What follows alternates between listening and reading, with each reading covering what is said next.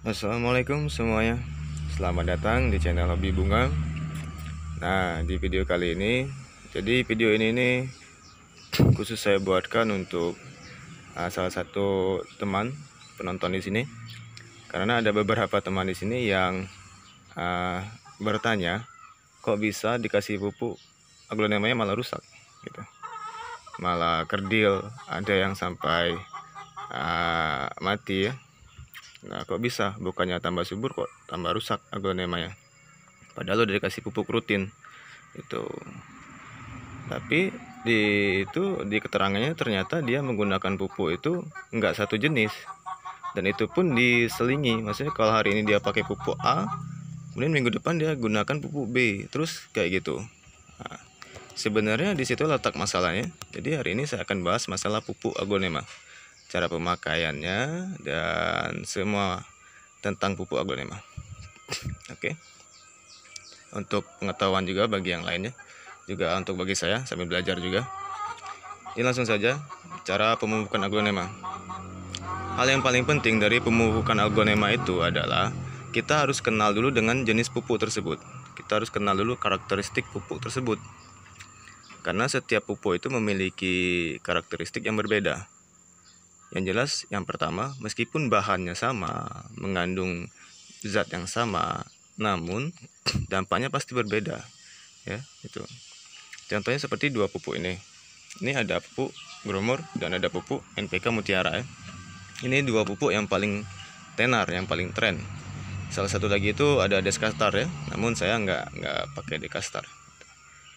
Ini dua jenis pupuk yang tren di kalangan pecinta aglonema. Nah, kita harus kenali dulu satu-satunya. Misalnya pupuk Gromor.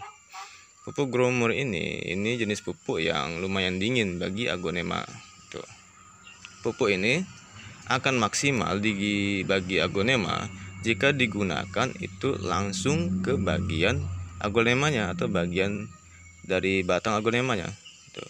Makanya kebanyakan orang itu kalau menggunakan pupuk Gromor itu kalau nggak disiram di bagian batang ya, atau langsung dikocorkan langsung ke aglonemanya, itu biasanya disemprot. Hasilnya akan sama saja ya. Nah, kalau kita semprot itu kan kita utamanya semprotnya di bagian belakang daun ya, karena stomatanya di bagian belakang daun. Nah, kalau dikocorkan sama. Ada yang bilang kenapa disiram enggak disemprot ya? Sebenarnya sama sih. Kalau kita semprot, tujuan kita agar pupuk tersebut langsung ke stomata daunnya. Itu kalau nyemprotnya bagian belakang ya. Kalau nyemprotnya bagian atas sama aja sebenarnya.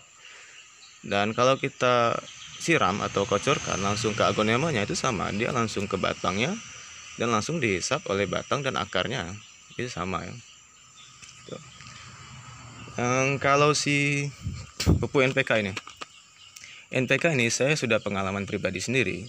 Ini pupuk yang cukup panas sebenarnya. Gitu ya. Mungkin salah saya juga kurang cari-cari dulu sebelum pemakaiannya. Saya kurang cari tahu dulu ya. Jadi kalau mau menggunakan pupuk NPK Mutiara, itu cara pakainya. Kalau mau ditaruh langsung butiran kayak gini ya.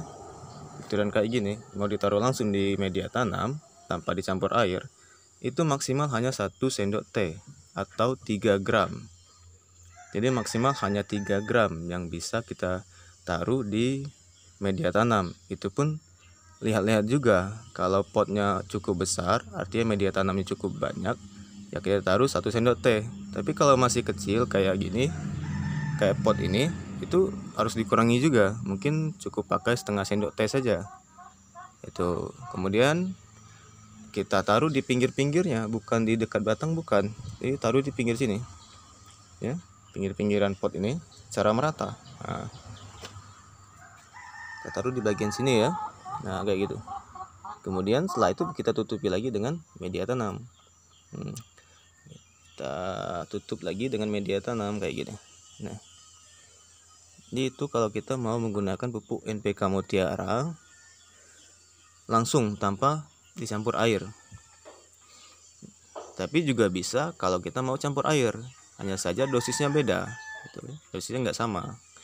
Kalau mau dicampur dengan air, pupuk NPK Mutiara ini dosisnya itu 1 sendok makan kurang lebih itu antara 10 sampai 12 gram ya kalau nggak salah. Jadi 1 sendok makan pupuk NPK Mutiara itu harus dilarutkan ke dalam 5 liter air, kira-kira sebesar ember ini ya. Jadi jangan lebih. Kalau lebih sedikit nggak masalah, tapi kalau lebih banyak masalah, karena kita akan langsung menyiramkannya ke bagian aglonema. Saya pernah coba juga kemarin itu, ternyata kebanyakan dosisnya. Akhirnya apa? 3 hari kemudian batangnya lonyot dan yang nggak terselamatkan lagi, karena ini termasuk panas ya. Ini sebenarnya bagus, emang sangat bagus NPK Mutiara ini, namun dosisnya harus pas itu. Jadi kalau mau dicampur air, dia itu hanya kira-kira 10 sampai 12 gram atau 1 sendok makan saja ya, kira-kira seginilah. Kita larutkan ke dalam air sampai terlarut sempurna. Jadi benar-benar larut ya, jangan sampai masih dalam bentuk bongkahan. Nah kayak gini. Kalau sudah benar-benar larut, baru kita siramkan ke aglonema kita, dikocorkan kayak gini, nggak masalah. Nah kocor kayak gini nggak apa-apa ya. Tuh, kalau mau langsung dikocorkan menggunakan air, itu dosisnya. Nah, hal yang paling penting juga dalam penggunaan pupuk adalah kita harus tahu juga kapan aglonema tersebut butuh pupuk dan kapan dia tidak butuh pupuk. Tidak harus dikasih pupuk juga kalau aglonema tersebut sudah subur. Karena bisa jadi pada media tanam kita sudah menggunakan kotoran hewan, itu kan sudah pupuk juga. Jadi kalau dia sudah kelebihan pupuk, dia akan besar. Benar, ada salah satu komentar yang bilang kebanyakan pupuk dia itu tetap bikin besar, tapi nggak balance, maksudnya nggak apa ya, besarnya itu nggak sehat. Bener, kalau kita sudah gunakan pupuk kotoran hewan, terus kita juga sering kasih pupuk tambahan ya, kayak gromor atau yang lainnya, itu dia akan besar, tapi besarnya belum tentu sehat kayak gitu ya. Yang pertama dia besar, tapi mungkin kebanyakan itu, kalau kebanyakan pupuk daun itu nanti warnanya nggak cerah. Itu yang pertama. Yang kedua, nanti batangnya nggak kuat karena daunnya besar tapi batangnya nggak besar. Itu kalau dia overdosis pupuk. Itu malahan ada juga kalau dia overdosis pupuk dia malah kerdil, ada. Sama kayak kita manusia, kalau kebanyakan minum obat kita bukannya sehat malah sakit gitu ya.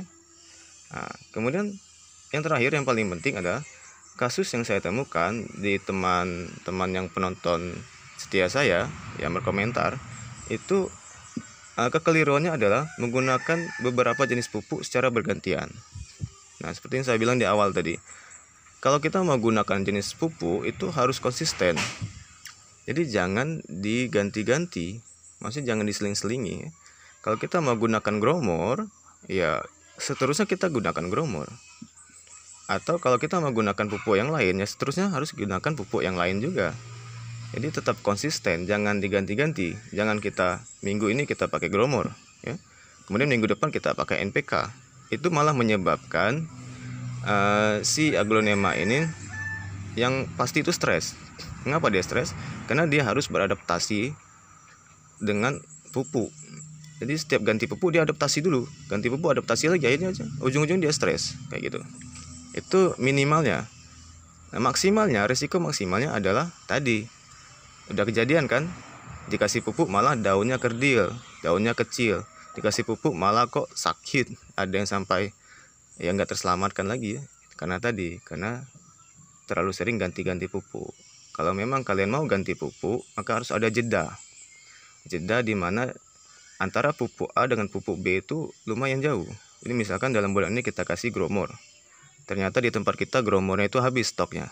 Jadi paling tidak kita kasih jeda, tidak dikasih pupuk itu 2 minggu minimal, atau kalau bisa 1 bulan.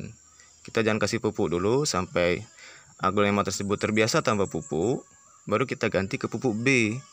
Itu misalnya kita mau ganti ke pupuk NPK. Jadi setelah 1 bulan tidak pakai gromor, baru kita ganti ke NPK kayak gitu ya. Tapi tetap pupuk ini cuma penunjang, jangan salah ya, pupuk ini penunjang, jadi bukan makanan utama dari aglonema. Jadi gunakan secukupnya dan seperlunya. Jangan kita terlalu bernafsu ingin membuat aglonema kita cepat besar, cepat rimbun dengan memberikan banyak pupuk hingga overdosis. Itu malah menyebabkan aglonema kita sakit dan bisa tidak terselamatkan ya. Itu. Oke, jadi seperti itulah penjelasan saya tentang pemupukan aglonema. Semoga bisa membantu, semoga bermanfaat. Dan jika ada yang ditanyakan, bisa kirim di komentar. Jika ingin diskusi panjang, silakan kita buka forum diskusi di kolom komunitas channel ini. Kita akan saling share.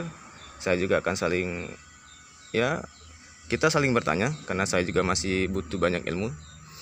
Oke, sampai di sini, semoga bermanfaat dan sampai jumpa.